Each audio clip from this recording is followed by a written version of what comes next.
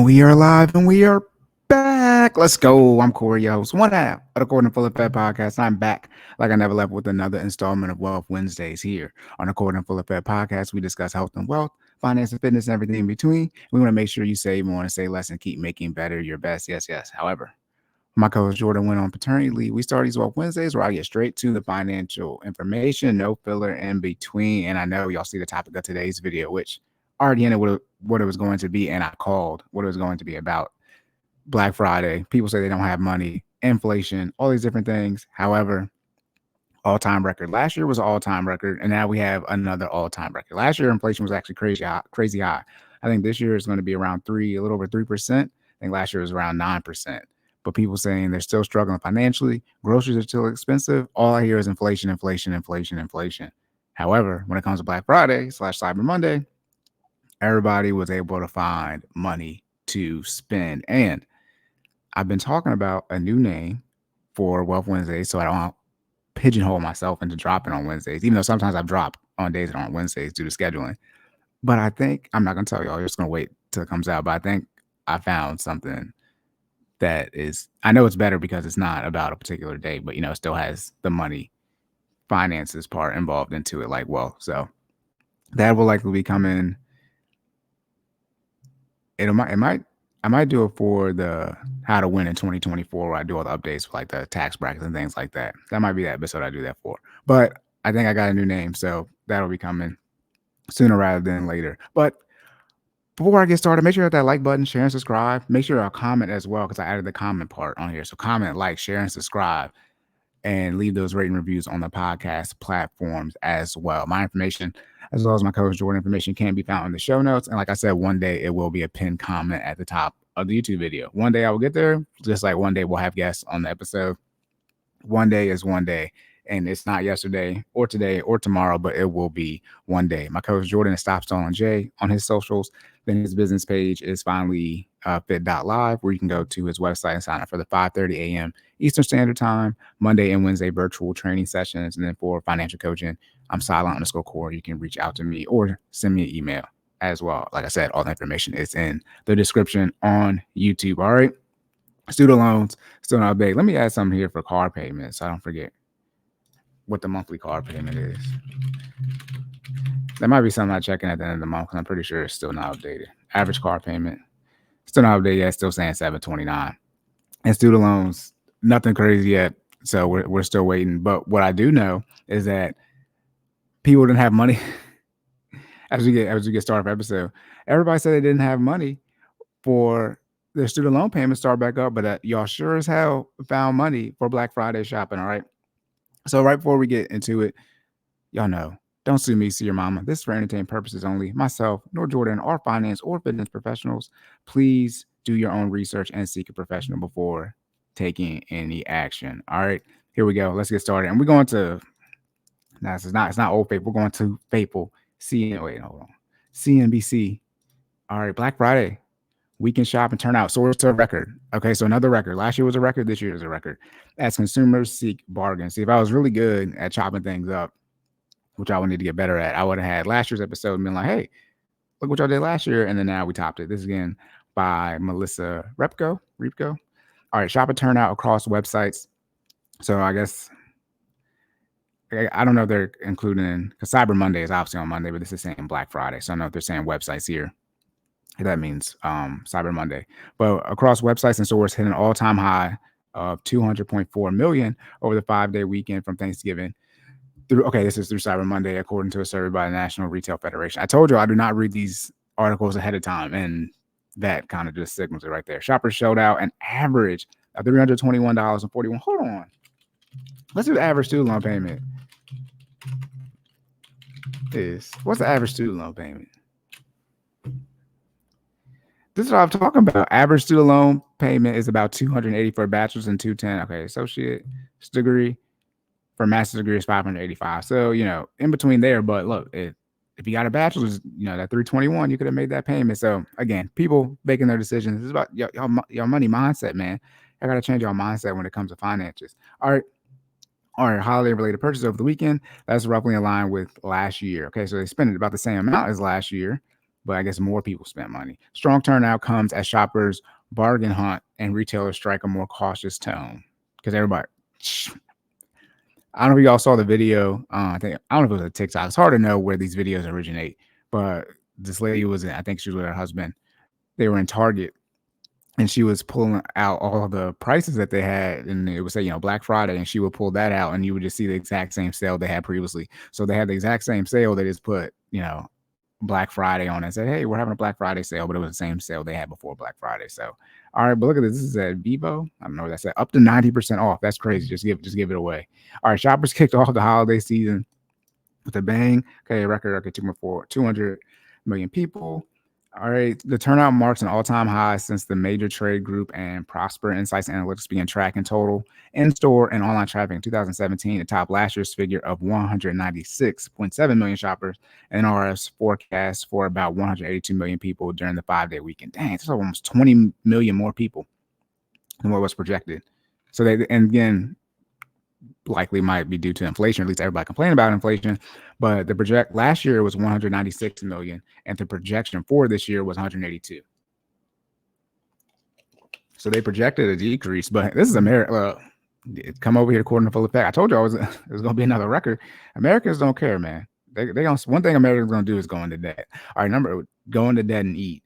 Go into debt for eating. Anyways, the number of people shopping online rose to 134 million this year, up from 130 last year. Consumers shopped at stores. Okay, so in-store fell from 122 million to 121 million compared to last year. The major trade group did not estimate total spending, but said shoppers shelled out an average of $321, and that's roughly in line with last year was $325. So Americans spent less this year, which is a good thing. So overall, the numbers not adjusted. Okay, numbers not adjusted for inflation. That'd be nice to have. I wish they would adjust numbers for inflation. I was thinking about doing something like that, like sports as well, where they compare errors, and you can just say they throw an average of like 35 passes a game, right? And you catch, an average of, your targeted 10% of those passes, right? You catch average 8%, things like that. And just adjust so you can see what people's numbers are. I wish they would just always adjust for inflation, because that's what we need to see when we see these numbers, even if it's only a year difference. On a call with reporters, NFR CEO Matt Shea said the large turnout speaks to the way consumers are feeling, but also the deals that were out there. He said other factors, including the weather, worked in retailers' favor. Cooler temperatures, which many parts of the country had this weekend, can help motivate shoppers this spring for seasonal items like jackets. Okay. So you're saying it's colder, so people more likely to buy jackets. Or how about this is the first winter where we know we're going to be outside. The panorama is officially over. I believe it's officially over. I don't know. It's hard to keep up. They be saying new strands and stuff be popping up. But anyways, 2024 is not a panorama year. So no more pandemic in 2024. So people can, if they choose to, be outside this upcoming winter. So, got to prepare for that. All right, here we go. Top gifts during the period were clothes and accessories, obviously, which about half of those surveyed purchased, and toys, which nearly a third of people surveyed. Well, what else is there to buy besides toys and clothes during Black Friday? When they say toys, I'm gonna include like TVs, adult toys, Jesus, something like a TV, right? When you're older, that a large. I'm just gonna skip past that. Shout out to Cam and Mace, which nearly a third of people surveyed bought. Okay, for the first time, personal care or beauty items also cracked into the top 5 most popular gifts. The group said as a Thanksgiving weekend, consumers said they were about halfway done with their holiday shopping. I want to be clear, my holiday shopping is over by October. I'm not going into Thanksgiving. So if you haven't told me what you wanted, unless it's not, unless it comes out during November, December, if you haven't told me what you wanted before Halloween hits, I'm not doing it. My birthday's September 30th. So I don't have like a true holiday birthday, but it's close enough to Christmas. It's less than 3 months apart. Or it's like, look, just tell me what it is so I can get it now. I don't want to be waiting to the very end. All right. 1,498 adult consumers was conducted. Okay, conducted this survey almost 3,500 adults between November 22nd to 26th. Another early read on holiday spending shows strength in online sales on Black Friday. Consumers spent 9.8 billion in online sales. Hold on, this is not a link. This is a record as well. We might have to come back. This article is kind of short. No, okay.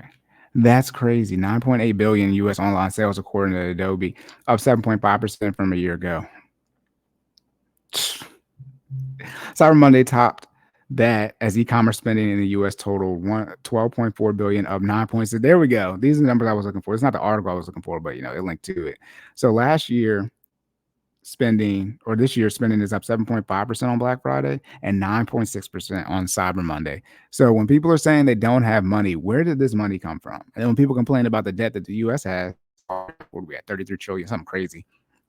I mean, look what you're doing as a consumer, as a citizen of America. You're following the same track. Adobe's data covers more than 1 trillion visits to U.S. retail websites, 100 million unique items, and 18 total product categories. Only 18 categories for 100 million unique items. My goodness, that shows how much there truly isn't a variety out there. It does not cover in-store purchases, where the majority of U.S. holiday spending still take place. Yet it's too soon to predict how the rest of the peak retail season may play out. Strength in early shopping could reflect shoppers' hunger for good deals rather than their desire to spend. It could also show a reversion to a pandemic pattern of holiday shopping when customers concentrated their spending during peak times like Black Friday sales, events, and the final days before Christmas. All right.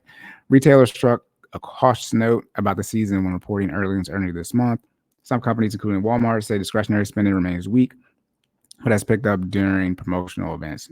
Makes sense. I think Target was complaining about that too. I mean, Target's got theft. I mean, a lot of consumers have theft issues in store, but hey, holiday sales in November, December are expected to rise. So see, this is confusing. Why do we keep having an increase in spending if inflation is so high?